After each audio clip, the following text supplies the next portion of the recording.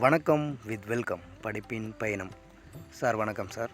இந்த லிங்கராஜா கோயிலை பற்றி கொஞ்சம் சொல்லுங்கள். ஒரிசா மாநிலத்தில் இருக்கக்கூடிய புவனேஸ்வர் நகரத்தில் இருக்கக்கூடிய ராஜலிங்கேஸ்வரர் கோயில் நம்ம தமிழ்நாட்டில் சொல்லுவோம். ஒரிசாவில் வந்து லிங்கராஜா கோயில் அப்படின்னு சொல்லுவாங்க.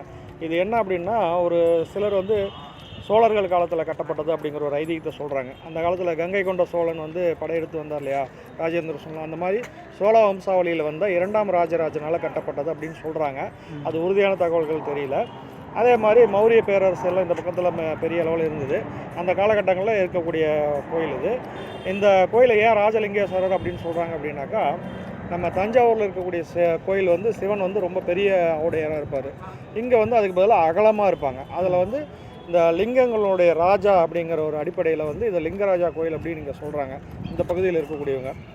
அதனால் வந்து இந்த பகுதியில் சுற்றுலா வரும்போது நம்ம இது தவறாமல் இதை அழைச்சிட்டு வந்து காட்டுவோம். இது வந்து ஒரு பாரம்பரியமாக நடந்துக்கூடிய ஒரு சுற்றுலா. இது ரொம்ப பாரம்பரியமான கோயிலும் கூட. 14ஆம் நூற்றாண்டை சேர்ந்த கோயில் அப்படிங்கிறது வரலாற்று ஆய்வாளர்களால் நிரூபிக்கப்பட்டிருக்குது. வேறு என்ன சந்தேகம்? ரொம்ப சூப்பர் சார். நீங்கள் இந்த டூர் வந்து எத்தனை வருஷமாக நடத்திட்டுருக்கீங்க? சார், நான் டூரு வந்து நடத்துறதுங்கிறது நான் ஒரு தொழில் முறையான டூரிஸ்ட் எல்லாம் கிடையாது. ஓகே. நமக்கு ஹிந்தி லாங்குவேஜ் தெரியும். அந்த வகையில் நமக்கு தெரிஞ்சவங்க நிறைய பேர் வந்து நம்மளை அடிக்கடி கூப்பிட்டு போகணும்னு சொல்லுவாங்க.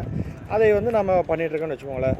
அந்த மாதிரி அப்பப்போ ஏதோ ஒரு சில ஊர்களுக்கு போகணுன்னு எனக்கு தோணும்போது அதை விளம்பரப்படுத்துவேன். வரும்போது வரவங்களை கூட சேர்த்து அழைச்சிட்டு வருவேன். நான் வந்து ஒரு கைடு மாதிரி தான், வரவங்களுக்கு ஒரு துணையாக இருந்து, ஒரு நண்பனாக இருந்து, ஒரு வழிகாட்டியாக இருந்து பண்ணுறேனே தவிர இது ஒரு தொழில் முறையாக பண்ணுறது கிடையாது. தொழில் முறையாக பண்ணுற அளவுக்கு வளர்ச்சியாக ஒரு பெரிய ஆளும் கிடையாது. நான் ஓகே, ஃபியூச்சரில் நல்லபடியாக நீங்கள் பண்ணலாம். அது எல்லாம் நம்ம இந்த இறைவனுடைய ஆசீர்வாதம் இருந்தது, அந்த மாதிரி பெரிய லெவலில் போகிறதுக்கு என்னமா பண்ணலாம். ஓகேங்களா? நமக்கு தெரிஞ்ச ஒரு அனுபவ அறிவு வச்சுட்டு முடிஞ்ச அளவுக்கு பண்ணிட்டு இருக்கோம். ஓகே சார், இதில் நிறைய பேருக்கு பயனுள்ளதாக இருக்கணும்னு செய்கிறீங்க. உங்களோட மனசுக்கு ஏற்ற மாதிரி நல்லபடியாக நடக்கும். கண்டிப்பாக எல்லாம் அவர் செயல், சிவன் செயல். சிவாய நமக. Okay sir.